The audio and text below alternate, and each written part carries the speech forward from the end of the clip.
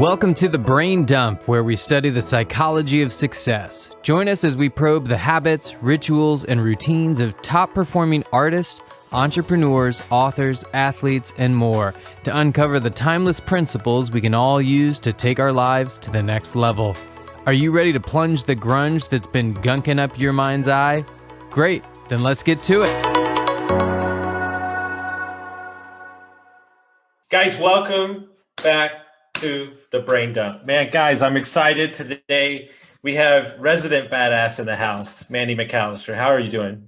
Oh, just, living the dream. Thanks for having me. Perfect. And then Anthony, my as always, I'm just over here too. Yeah, you're over here too. Anthony, I'm feeling exposed. I'm feeling vulnerable right now because the topic that she wants to talk about is probably it's calling you out. The number one thing that I'm working on right now. So what are we going to talk about today, Anthony? So I think we're going to be talking about finishing. Actually, not just starting tasks, not starting projects, which we're really good at over here, but actually getting them through to completion. And I think the reason, Austin, that you're feeling exposed right now is because you are, I would say, better than anybody else I've ever met at starting things. Yes. But yes. Getting them through to completion, a little bit harder. But I am maybe coming in just right behind you in second place. And Mandy, I am curious because the way that we approach this conversation, just for everybody at home so that they know, that I want to give you, pull back the curtains, give you a little sneak peek, is we come into these conversations not knowing what we're going to talk about. And we turn to Mandy and say, Mandy, what do you want to talk about today? And she said this topic, finishing. So tell us more. Why this one in particular? I am a kindred spirit to our guy, Austin, because your girl, Mandy, can really get some stuff started. And I've got some home projects. I've got a bunch of monitoring my real estate investments. I've got a lot of coaching stuff. I've got, this loose end stuff is currently occupying a large portion of my active memory. So, recognizing for myself that the one thing that I need to work on is, finishing what's in front of me, running through the line, getting that stuff completely off my plate. So that is what I've actively been working on this week. And I thought it might be kind of fun to talk about what we're works in progress with. And just in a current situation, to give context so people can understand, what are you working on currently that you're trying to see through, just so they know the kind of the task that exists? Yeah. So, I am about 90 days from I'm calling it trial retirement, because I can retire. I'm going to be focusing on my real estate business rather than my day job of medical sales at the end of our fiscal year, which happens in 82 days, if anyone's counting. Yeah. So making sure that all of my loose ends in running my portfolio like a business is very important, because now it's not something that, oh, no big deal, I've got a big salary coming in, a big, commission about to happen. I'm in this spot that's my livelihood. I've got to get more serious about shoring that stuff up. And, then there's the little just life things. Today is my kiddo's 5th birthday. I've got to finish ordering cupcakes for his party on Saturday. You know what I mean? And I've got a bunch of home projects that, the stairs, there's no cap on the end of the stairs, and I've got to figure that stuff out. So there's just a number of items, just random access memory in my business, in my life, all of those things that I've got to just get across the finish line. So what are we doing then? Because one of the things, Austin, you mentioned, I can't remember who it was. He says this thing about taking on projects. It's either a heck yeah or it's a heck no. Mm-hmm. And when you have all these projects kind of percolating in the back of your mind, I'm guessing there's a bunch of these open loops that you're like, not super psyched to do that, but it kind of has to get done. How do we go about clearing those off of the table so that we can actually focus our time and energy on the things that we want to be spending our time and energy on? Well, I think ultimately what I've noticed, especially from my coaching calls yesterday, is that I'm getting my clients to focus on a simplified level of importance. The to-do list is never going to get done. Mm-hmm. We make it way too complicated. We got to get YouTube. We got to do marketing. We need a logo. We need all this shit. Yeah, but do you really need all that stuff to do a business? No, you can let the business create the need. The to-do list is never going to get done. So what's the important, simple things that we can get done? I'll tell you the story. Story changed my life. My mentor told me it was the most awkward conversation he ever had with his mentor. And he said he was 21. He said, he looked at him dead in the face and said, "You're a deadbeat dad." And he goes, "Whoa, hold on." Ouch. He goes, I'm not even a father. What the hell are you talking about?" He goes, "You have half pregnant ideas all over town." And he says, none of them have come to fruition. And I am the king at the ideas. But what my mentor brought up to me 3 weeks ago is when you don't close, when you don't finish, the true players, the true people that get things done see you as a non-closer and they don't want to work with you. And so you need to lead by results. You need to lead by actually executing, and you only need to flap your gums. A lot of people, especially in the social media world, talk about what we're going to do instead of what we've done. And so I'm learning while we're rebuilding my website, I only need to put on there what I've accomplished and what I've done, not what I'm going to do. So I'll say to that, I went all the way down the Tony Robbins rabbit hole over the last couple of years. And one thing in his kind of planning method is to think in outcomes. So much and like results, Austin was right? saying. Exactly. So you've got this to-do list of 8,000 things, but what's the result that you need to bring? Yeah, you can do YouTube, you can do a mailer, you can do XYZ. What you need is to inform this core group of people something, or make these people feel a thing. So that really helps remove a lot of things from that to-do list. And for me personally, in order to really get stuff to be sure to happen, automation has been huge in my life with all of these different plates I've got spinning. So, one thing that I think I'm doing right in the direction of this idea of finish is, what can I make happen automatically I call outsmart myself on a regular basis. I love that idea of trying to outsmart yourself through automation. That's brilliant. And what you're talking about there with Tony Robbins is absolutely fundamental, people. It's not about the to-do list. You can create this wild to-do list. I have a pretty crazy to-do list myself over here. But at the end of the day, you're just going to be checking boxes. And if they're not aligned with the results or the outcome, then what's the point of doing the thing? And this gets to the Eisenhower matrix. If you guys, I'm going to paint you a mental picture. So go ahead and everybody just close your eyes at home. Not if you're driving, just, keep your eyes on the road and just do it in your brain. I want you to imagine a graph. Everybody loves graphs. So on the vertical axis, we have things that are important. And on the horizontal axis, we have things that are urgent. Now, if we were to plot out to the very far right on the urgency axis and go all the way top on the importance axis, then we have things that are both important and urgent. That's quadrant 1. Those are things that we call most important. Those things have to get done because there's a deadline and they're wildly important. So we're going to get those things done. We typically don't have to worry too much about those things because they have a way of kind of always getting done because they are so wildly important with a time crunch and importance. But if we move to quadrant 2, which is just a little bit left and a little bit closer to the 0 point on our urgency axis, but still wildly important. So now we have they're important, but not necessarily very urgent. These are what we call wildly important goals, things that if you don't do them right now, it's not the end of the world. This is like, if you don't brush your teeth, it's not going to kill you tomorrow.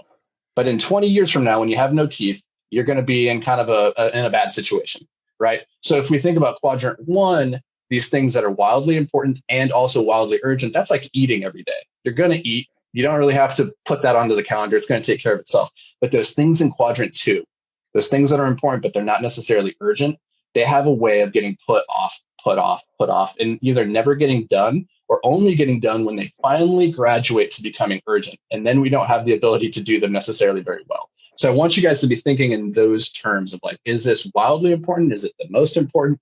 And if it's not even important or urgent, just don't do it. Just get it off the table entirely. Just put it out there and just throw it away. Because I was listening to Aubrey Marcus talk to Ed Milet, and he says, we create these scenarios in our head where we have to do these things. And he said, everything in life is a choice. He says, if you want to not eat, that's a choice. You'll die, but it's a choice. If you want to not drink water, that's a choice and you'll die, but it's still a choice. And so I'll call myself out, right? So everybody knows that we didn't have power last week in Texas and I had to cancel, 15 podcasts, 6 meetings. And I tried to fight it for 3 fucking days, right? I'm going to make it happen. I'm going to make it happen. Everybody was very okay with rescheduling. They totally understood where I was.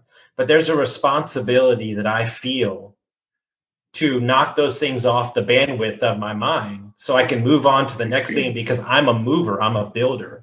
And so by moving those 2 weeks later and stacking that week, it's putting me back to the expectations of my schedule that I had lined out already. And so so I'd be interested to hear y'all's comments on that. It's not that I knew those people were okay with it, but now I've pushed it farther out, and that freaked me out because I had a plan to walk away from it.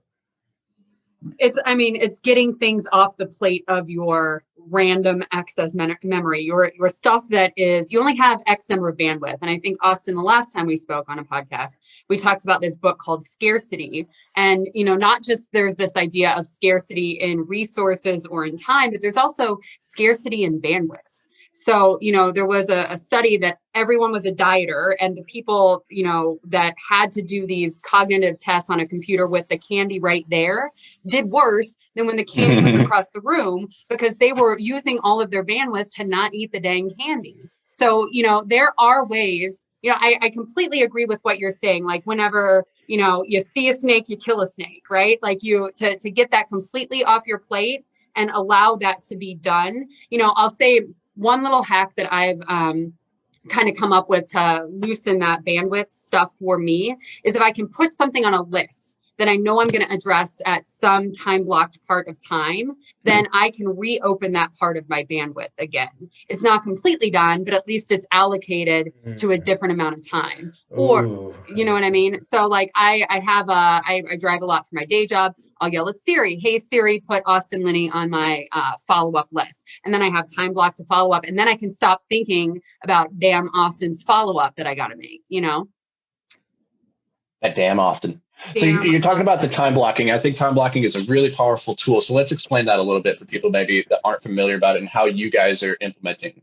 Austin, do you do time blocking? That's a good little calendar. I like that. What would your explanation of time blocking be? Normally my schedule is full with every minute of the day because like I front load my week. So I want to get as much done in 3 days as possible. Now, the concern being that the reason I want to stop recording for a couple months because I have so much content is that I don't have any time to work on my actual businesses because I'm recording podcasts. So the lack of not having the building part, I feel like I'm missing that part of my life right now. These conversations are amazing and I want to do them, but I also want to build my business too.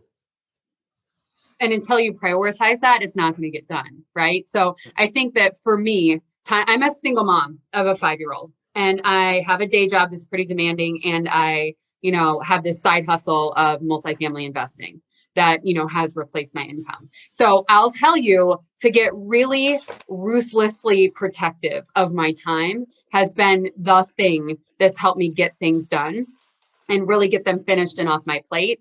What I'll say in terms of time blocking, every single Sunday I sit down and I look at like you were talking about, the urgent, important things that I have to do right now. Like I think of them in my brain, like that's the crying baby. Like that is something that has to happen right now, and then there's the important, but maybe I can put off, I got to go to the gym type classification of things. Then I try to group them together because I was really informed by this book, Deep Work. I don't know if we've talked about it before, but it really helped me shape how I deal with my days. That the more cognitively deep you can go into a task instead of switching back and forth, that's how you really get effective with your time. And if you can group together stuff that is very, very similar, then you're not like coming up for air and having to figure out how to go back down into that deep work zone. So I time block follow-ups. I time block, spreadsheet stuff. I am worthless if I look at a spreadsheet at friggin' 8 p.m., you guys. You do not want to do a deal that I've underwritten at 8 p.m.,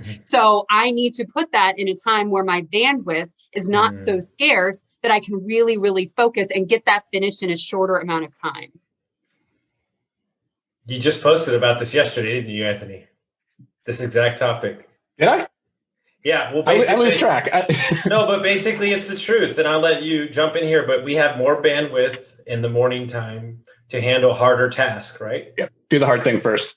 Yeah, and this is exactly it. Is I love Deep Work by Cal Newport. I highly recommend that book for anybody, because for me, it's so easy just to get caught up in the emails and the phone calls and this podcast, but I'm not putting my time and energy towards the really important deep work that only I can do, which is writing books or, underwriting deals or dealing with, like the problems that only I can solve.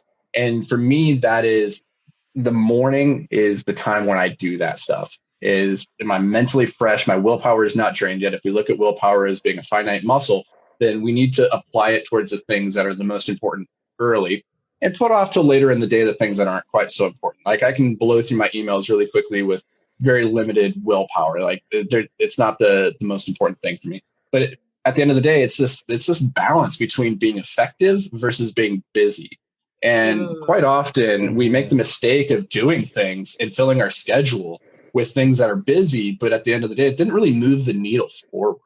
Right. Like Austin and I were talking about writing a book together. And if at the end of the day, we get too caught up in talking about the cover design and who's the editor and how we're going to market the thing, and nobody puts their butt in the chair and actually writes the damn thing, it's all for naught. And how many times have we launched, I'm just as guilty, tried to launch a thing where we spent so much time thinking about the marketing or the image of the thing, and then we didn't actually create the thing. Like, whoops. Yeah. So through this Aspiring Women Achieving More, we do this accountability group, and there's two things that so continually show up, right? Number one, done is better than perfect, right? Like I get that you need to do this Airbnb, sign-in book, but that's important, but it's not so important that it should keep you from having that thing listed. Done is better than perfect. And then, we also very much, the people that I work with, I really encourage them you've got this North Star of this thing that you're working on, this one big goal, this, I'm in Chicago, I want to drive to Denver, whatever that is. I then need to only think about what is the next right step. And if I can just then complete and finish that next right step, I'll be in a position to be closer to that North Star. So, number one, done is better than perfect. Number two, focus on only the next right step and don't get lost in the weeds of step 800. Well, you shared something during our podcast, and it's the same thing me and Anthony dealt with like a week ago, is like you have a group of, excuse me, I apologize. It was Becky that shared it. And she said that she had a group of 10,000 women in her Facebook group, and she spent 2 weeks figuring out what she was going to teach them. And wait. And she goes, what if I just asked them what they want to learn? Right. And so she asked them and got all the answers she needed. It's the same thing that we're doing. We're building out a course right now. We and him spent 45 minutes, like trying to visualize what they need, or like their needs are our needs. It doesn't, like, my needs are different than other people's. And so we too many times think that we have the answer, when ultimately what it takes is asking a question, not giving the answer. And not needing to be the expert and just asking the question. Your significance does not matter to me, especially when you're trying to provide something to people. And the market research is at your stinking fingertip. You know what I mean? Like, just ask the dang question. So I was talking to someone who wanted to start making short YouTube videos to inform people of whatever thing he was working on. I'm like, all right, cool, neat. Have you looked on YouTube at the other guys doing this? And you know what? Something cool about YouTube, you can sort by number of views from that big time expert, and you can write down like the top 10, subjects. And then you just do a little talk on those top 10 subjects. And, basically that market research of people really wanted to hear and click on that exists. Why are you trying to recreate the wheel? Something I've always really struggled with, particularly when I was like a full-time author, was this battle with perfection. So just like you're talking, Mandy, done is better than perfect. And recently I was talking with somebody who phrased it as one is better than none. And it's absolutely true. It goes back to what Steve Jobs said, that real artists shit. At the end of the day, if you have nothing to sell the world or to give the world, if you didn't produce anything, then it's all just kind of useless pontificating up to that point. And we get stuck in this perfection cycle. And perfection is really just an excuse It's just a way of guarding ourselves from actually delivering the thing because we're afraid, we don't want people to judge it yet. We're afraid of what they'll think. And so this idea, one is better than none. If you don't have anything to give the world, well, you're still just sitting there spinning your wheels. So get that one thing done and put it out there. And then this other thing that you guys mentioned, and it's so true. If you want better answers, you have to ask better questions. And it's out there. The questions are so easy to ask right now. With social media, we have access to billions of humans. With Google and YouTube, we have the ability to go and look at like, how are people searching? What are the questions that really move them? So we don't have to even guess. It's out there if we just go and ask the better questions. Well, something I study is art, like meaning painting or like writing a book. Like I study aspects of that separate from that. And what I've realized, one of my favorite books is Big Magic. She wrote Eat, Pray, Love. It's an amazing book. Anybody that's struggling with, they're stuck in a rut, I make them read this and they're like, why the hell am I reading about this? I want to learn about multifamily. And I'm like, because I'm going to get your head out of the space. And what she talks about is that you don't own anything. You don't own an idea. You don't own a thought. You don't own a picture. You don't own anything. It moves through you.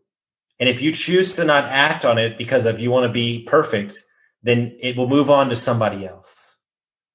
And so when the moment strikes you, and I write a post on Instagram or Facebook in a conscious thought, and people bastardize me for my grammar, I'm like, hey guys, it's just a string of thought. I don't have an Oxford degree. And so I've had to remove my ego from the execution of the thought and just let the thought move through me, write it down, and then share it, and it'll be what it'll be.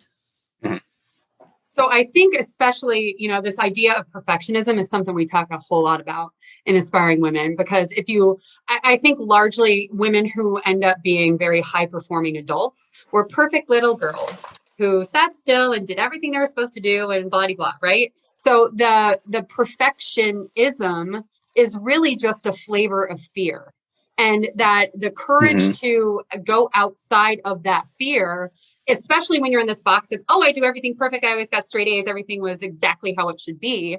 I have this idea in the back of my head that if I ever give a TED talk, the title would be How to Be Perfect, because, and kind of the crux of it is there's 7 billion people in this world. And if you are always trying to measure your worth, your perfection from everyone else's yardstick, then statistically speaking, there ain't no way you're ever going to be perfect in all 7 billion yardsticks. But the way to then become perfect, if that's what you're interested in doing, is to understand your own and to get really clear on exactly what matters to you and what your yardstick measure is, and then do that perfectly. So, to step outside of that fear is a really scary thing unless you reframe it of what's fulfilling in your life. Perfectionism is a product of fear. There's something about that idea, Mandy, that you just shared that's like so powerful, but it's absolutely true. And if you do ever give that TED talk, I want to go after you, because I want to give the TED talk How Not to Be Perfect. Because I think like between the two of us, we could get people closer to either perfect or not really.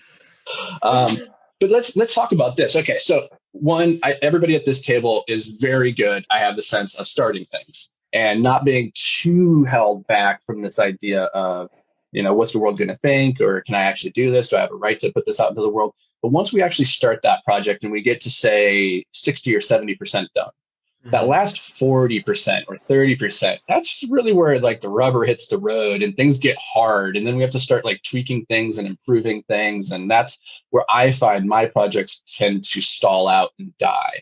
What do we do to get through that graveyard period where it's like the initial motivation and excitement has kind of worn off? I'm starting to get tired of this topic. I'm falling out of love with this product and I don't really want to deal with it anymore. But now I'm in this no man's land and I have to push through. What do I do? Well, I'll pose this to you. Is it the reason that happens is because we value being the white knight? We value being the one to have the idea, to start the thing, to get everybody excited. And once we remove ourselves as the hero and the monotony sets in of actually seeing it through, we're not the white knight anymore. And we have to actually do the work. Andy Frisell talks about this all the time. as an entrepreneur and a top tier investor, you have to fall in love with the mundane. Right. Because in the mundane, that's where everything happens. That's where the actual work gets done. And I interviewed a venture capitalist guy the other day who does industrial investing. And he said, Austin, the true key to making money and being happy and vice versa and just having a great life is being as far away from the show as possible. He said, you don't want to be where the customers are. You want to be back over here because you get to dictate your life because you're not on stage. Right. And I think what I've realized through all the investing books that I've read, the behavioral books, the book I'm reading right now, Switch, which you recommended. So is that the way we view ourselves as special. I think I dreamed of having an idea and being the guy that everybody followed behind. And then when that idea doesn't suit me anymore, or I don't feel that validation on that idea, then it's time to move off to the other one. Because the actual thing that I fell in love with, now that I'm saying out loud, is the process of starting, not finishing. Mm. Well, and what got you here won't get you there, right? So if what you want is this ultimate success of managing assets, of taking down assets, of whatever that is, of writing a course or a book, it's not done till it's done, And one thing that I kind of struggle with is when I have this baby of an idea, and I've put in all of this work and I'm 85% finished, like if it's not working, when do I accept that it's time to let go? Like the idea of Scrum, like that's another book that is fantastic, like when to fail fast and learn from that and then sculpt whatever's next on top of it. So, when is it worth committing to the mundane and when is it worth letting go? And how do you guys then make that decision? That's a super hard one. I don't know if I have a great answer there. I think one of the things that we've used in a number of our businesses is the idea of firing bullets before cannonballs and moving very quickly into projects. And so for people that aren't familiar with that analogy of the bullets versus cannonballs, I want you to imagine we're back in the pirate days. We're on a boat, we're on a ship, we're out on the sea, and we see a boat coming on the horizon towards us, and they have their Jolly Roger flag flying. So we know they don't mean us anything good. And so we need to sink their ship before they get to us. Now, if we just start firing cannonballs at them, then we haven't triangulated the course. And so a lot of our cannonballs are going to land in the water. They're not going to hit the boat. And by the time we finally hit the boat, we've triangulated the trajectory. Well, now we're out of cannonballs because we can only carry so many of those. So the better strategy is to fire bullets first, because we got a lot of bullets. We can carry a ton of those. Triangulate the trajectory. And then once we've hit the boat and we know how to hit it, now we fire cannonballs.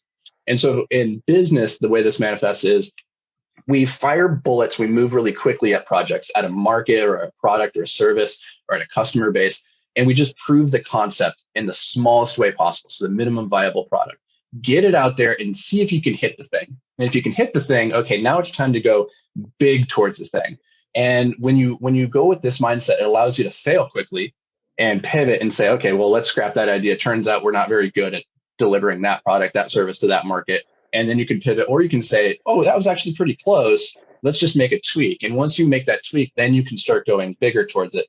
But it comes back to this idea that Austin, you were touching on there, was that we look at visionaries in a particular way. People, I have always kind of laughed at people who put visionary in their bios, like I'm a visionary. Like, what's that really mean?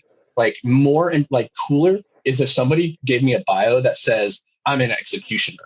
Like I get things done. Like I'm like, whoa, I'd hire that guy. Like he's an executioner. Okay. But visionary, like, yeah, we look at the people who have those $1 million ideas and like think, oh, that's really cool.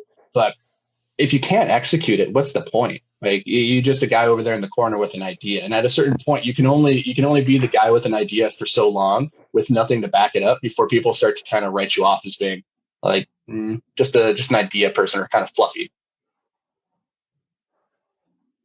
I mean, I totally agree. It's because especially, in this multifamily world, so many people will talk and never pull a trigger, and it's in the action where the real learning happens. So, I completely agree. Visionary.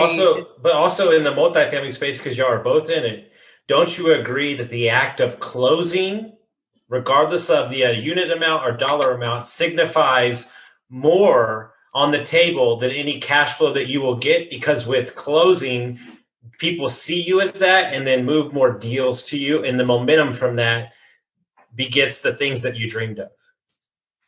I mean, it's for the deal, or the rule of the first deal, right? Like I can tell you, having closed on a 53 unit in a new market, Indianapolis, in September, holy cow, we were the pretty girl at the dance. Like we got everybody's first look of a deal for we're still getting that. And we're able to see stuff that we weren't able to see before, because, we're for real, we're going to put our money where our mouth is, and we are going to finish, we are going to close, and we are not going to be silly in the process. So I think, you can say a lot of words, but it's action speaks louder in every way. Yeah, I don't know, Austin. When I'm thinking about that in the closing, I think we put so much emphasis on getting things closed. And you hear people say you make money when you buy, but that's not really technically true. You have to go and you have to operate the deal. You have to execute. And it's once you've successfully executed the business plan that, that's when you make your money. And so for me, it's so easy because the closing is visible. We can point to it, people see it, and they go, oh, they closed that deal. But nobody really sees the execution. They don't see behind the scenes. And maybe the investors do if you're, syndicating it. They're going to look and be like, these returns kind of suck. Like, I don't know about this. So you're not executing very well. So, but this is the same with projects. It's one thing to tell the world, hey, I'm going to write a new book. And it's a whole other thing to actually sit down every day and create that thing. And it takes a really long time to create it and then put it out in front of the world. So I'm still trying to figure out, and if we can get to this place of making this tactical for the listeners of okay, I'm in that murky middle where things feel ugly. I feel alone. I feel, I can almost see the light at the end of the tunnel, but I'm not quite there yet. And I don't really want to tell people about this yet, because now I'm starting to feel like maybe I'm not going to complete this. What do we do to actually guard against all those things in our life that come in and start getting in the way of reaching completion? Well, I think that the first thing you have to do is be careful what new task you take on when you're in the act of closing, because anything that distracts you from the focus of said task is going to move off energy that you're taking away from finishing and closing the deal. Yes, I love that. Yeah, saying no is a way of saying yes to something else, right? Mm-hmm. And that's the hardest thing, right? Is to figure out what to weed out. And for me, whenever anything feels murky, I go back to my basics. What is my next right step? What is the, the Gary Keller one thing book? What is the one thing I can do right now that everything else becomes easier or unnecessary? And can I get that done in a very short time frame? And 12-week year thinking, right? If I think it's going to take me a whole year to do whatever messy middle thing, can I compress it? If I wanted to get to Mars next month, how would I go about it? And I think from somebody, just two things. One, losing 65 pounds is a 2-year odyssey, right? And I think being okay with taking the daily steps necessary, and over time, the momentum of the losing weight is going to change the way you feel. And when you change the way you feel, it's easier to do the task because you're hanging on to the feeling. What I tell everybody when they're getting sober or they're starting a new workout program is chase the feeling. Chase the feeling. If you hold on to the feeling, then that's what can pull you through. And something that's very interesting, when I take on a new coaching client, this is my strategy. It is what it is, but this is what I use, and they seem to love it. Is when you tell me what you want, let's say you highlight 3 things that you want out of this coaching, I am going to talk to you for our entire time together as those things have already happened. And what I'm doing is I'm talking to the next version of yourself, and I'm pulling you. I'm using my energy and my vision of you for you to hang on to that and to pull you through. And then eventually you just become that version of yourself that you're seeking. I mean, there's science there too, right? Like the visualization, athletes sing something before it's done, it like that rewires your brain in such a way that, you're onto something, Austin. Well, Jesse Itzler says, I don't have to worry about running the marathon that day because I've already ran it 50 times in my mind. Mm-hmm. I like what Mandy, I want to acknowledge what you said a little bit ago about how would I get this done? If I wanted to go to Mars next week, we had to do that. How would we get it done? And when you start asking that question, it goes back to like ask better questions, get better answers. Is when we ask, how would I get that done? Then your mind starts going into problem solving mode. It's a creative state of mind. And the world is now an open oyster. Like now it's full of possibility. Whereas before, if you're just fixated on the obstacle or the fact that you're tired and you don't have the energy and it doesn't feel like this project is going to completion, then it's probably not going to get to completion. I think, this idea of the kind of one step above that, even this idea of thinking time, allowing yourself just time to have an empty brain and think. The Road Less Stupid, Keith Cunningham, if you haven't read that book, that's awesome. He basically advocates for, all good ideas come when you allow yourself time to think. So time blocked into my little calendar is just an hour or two, usually, to sit and think about stuff. And I have like a Google Doc I keep on my, phone, laptop, whatever, that are subjects that I want to be able to think through. Like I want to think through these 12 items in my business. I want to think through these, how can I have a adventure day with my kid? And I just kind of go through, all of these ideas to then thinking time how to make anything else happen. And the compressing stuff into completion is really just one of those smaller entries into that larger thinking time. I love that. I love the idea of scheduling thinking time or downtime or rejuvenating time. I'm personally really, really bad at this. Something I think maybe you guys and maybe our listeners at home could resonate with is one of the things when I used to keep big to-do lists and I would try and tackle as much as I could in the day. One of the things I discovered is that realistically on any given day, I can only get about maybe 3 meaningful things done. Like meaningful, and however you choose to define that is a little variable. But for me, I would look back and I have all these things on my calendar, but I only got 1 or maybe 2 meaningful things done. And so one of the things that's helped me is as I'm time blocking, because I do the same thing that you do, Mandy, is that on Sundays, I sit and I block out my week and say, what am I going to do when? What are those big things that need to get done? I've been giving myself the freedom to expect less from myself, which is just, hey, on any given day, if I could get one thing done, what would that thing be? And at the end of the day, if I look back and did I get that one thing done? And it's a yes, then awesome. That's a win. And what I've noticed is you don't have to get as much done per day as you think to get massive momentum. No, it's what I choose to get sober. Andy Friselli talks about winning the day and having your power list of 5 items, not goals, 5 items that if you did that, you would feel like your day's complete. He said, if you get those things done at 9 a.m., then your day's done and you feel great about it. But signifying to yourself, bro, you just blew my mind with giving myself the grace to not do everything. Yeah.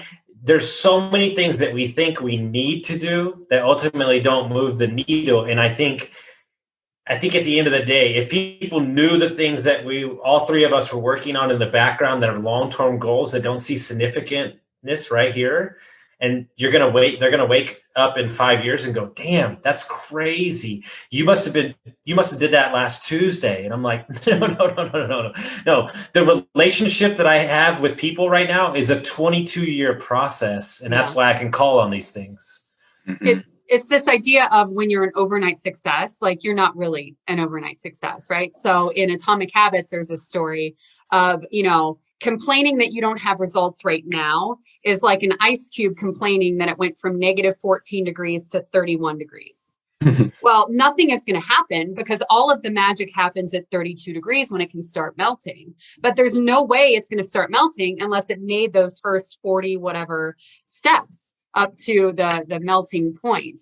So, to honor and celebrate, because, progress equals happiness. If you're improving by one little bit, 1% per day, I told you I went all the way down the Tony Robbins rabbit hole. This concept of 2 millimeters, a 2 millimeter shift in your, vantage point, in your anything, in a 2 millimeter growth in any day matters so much to me that I tattooed 2 millimeters on the wrist as a reminder. No right? kidding. Yeah. Right. So, it's just a little bit more every day compounds on itself. So completely agree, Austin. Well, go ahead and break it down, Anthony. You know what you're going to say, because I've told it to everybody. So do it. I go into that all the time. I'm gonna leave that one, but I want to point out like this idea that there's 10 years of hard work behind every overnight success, and tying into like that ice cube idea. The analogy we were just using, I think, on the episode before this, is that of unlocking a safe, and how you can put in the first 3 or 4 numbers of the safe and nothing's going to happen. The door doesn't open. Doesn't mean that you put in the wrong numbers, just means you haven't put in enough numbers yet. And when you finally put in like that 5th or that 6th number that ultimately unlocks the whole safe, boom, now you're in. And so it's like success, it just hits this inflection point quite often where everything up to that moment feels wasted, but it was absolutely necessary to get you to where you're going. And I think, Austin, what you wanted me to talk about there was probably the +1 concept. Is that right? It's okay, because I want to share this, because this is a real thing, and this is me being vulnerable. 21 years as a drug addict and an alcoholic in a marriage that ultimately at the end of the day didn't serve me, right? And so I'm 38 now, 2 years and 1 month sober, surrounded by the right people with the right mentors and the right coach at 38. So I am extremely frustrated, very frustrated that I'm not farther along in my life than other people around me at said age. And my coach brought this up to me, but you've only been doing it right for like 2 years. He goes, if you had your 20 years of alcoholism and drug addiction on a scale and you had your 2 years, then they don't even match. So how the fuck are you going to look in 20 years doing it right, surrounded by the right people, and how much momentum can you gain? Because ultimately you've been working in the wrong way or flailing about. And so that's why the thing for me is my entire life leading up to joining masterminds, I was 9 miles wide, 1 centimeter deep. Right now we're going 1 foot wide, 9 miles straight down. Yeah, no, thank you for sharing that. And I think that resonates a lot, because self-judgment gets you nowhere. Why am I not, that's kind of when you look at people and you think like, I should be there. That says everything about you and not them. Right. So how can you? And I don't mean to cut you off, but ultimately, and only because I want to share it so I don't lose the thought, is that I have to understand that I appreciate the fact that I'm available and honored to be in this conversation. And that's the paradigm shift.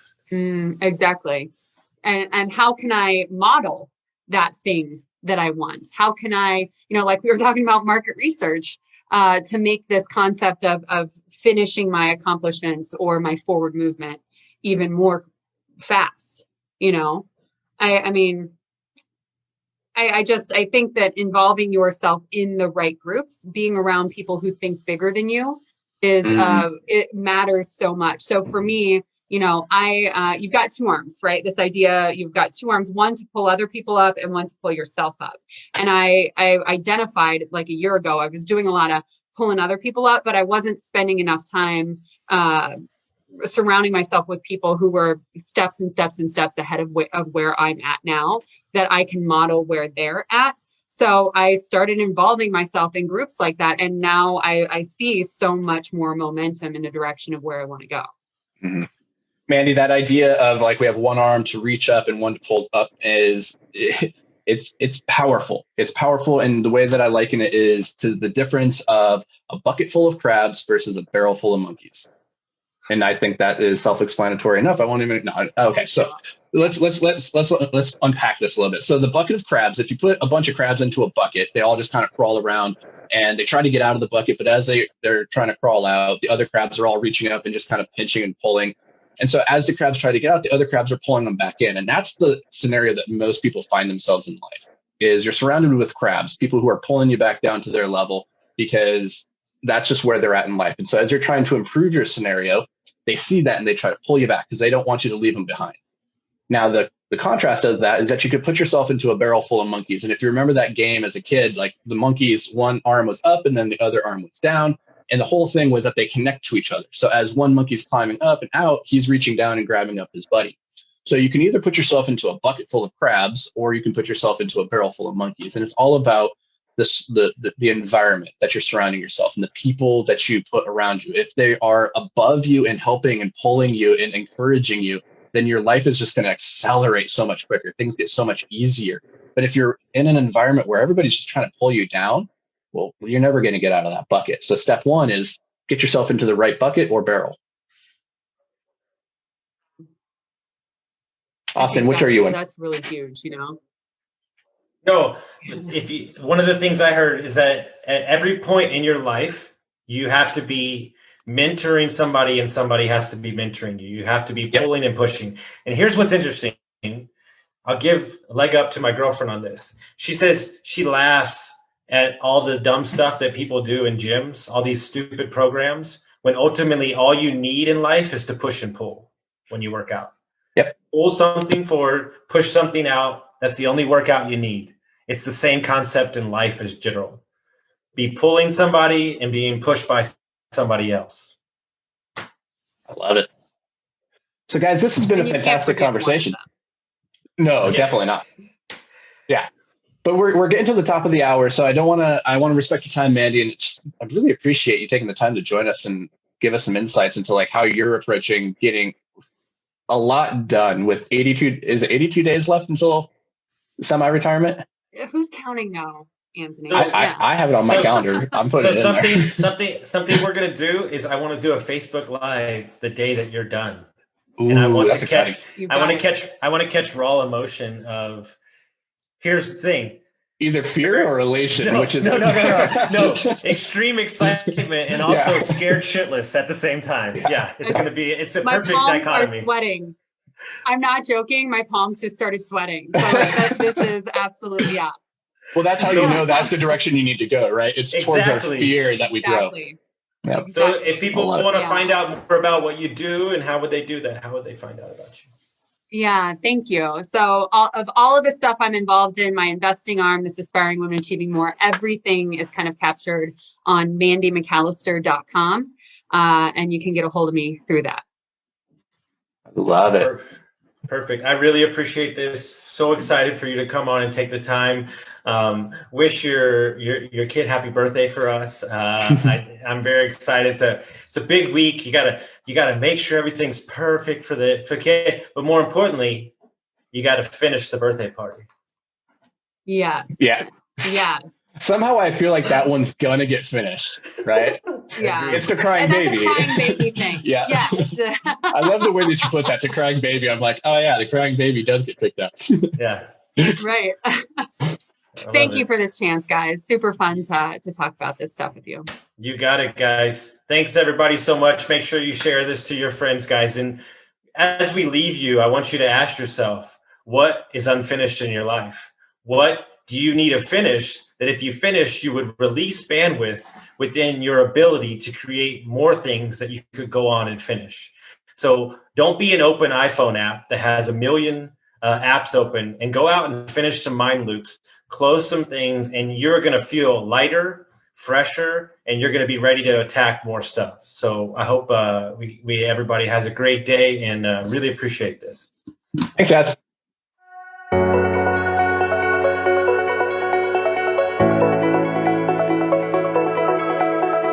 Thanks for joining us here at the Brain Dump. Now, before you go, it's important to solidify what you've learned here today by taking action. If all you do is listen, then you're only going to retain a small amount of the information you consumed here today. So take a quick moment to really lock in any key insights, tidbits, or pieces of wisdom that you want to carry with you into the future. You can do this by heading over to iTunes and leaving a review with your top 3 takeaways from this episode. If you've already left a review, first, thank you so much. Second, it's time to start a brain dump journal. It doesn't have to be fancy, just a slip of paper will do where you can record a couple quick thoughts from each episode. Science shows this is one of the best ways to ensure long-term retention of new information. And finally, if you've got a brother, a sister, a coworker, or a best friend that you think would benefit from this episode, do them and us a favor and share with them this episode. Your support, as always, means the world to us.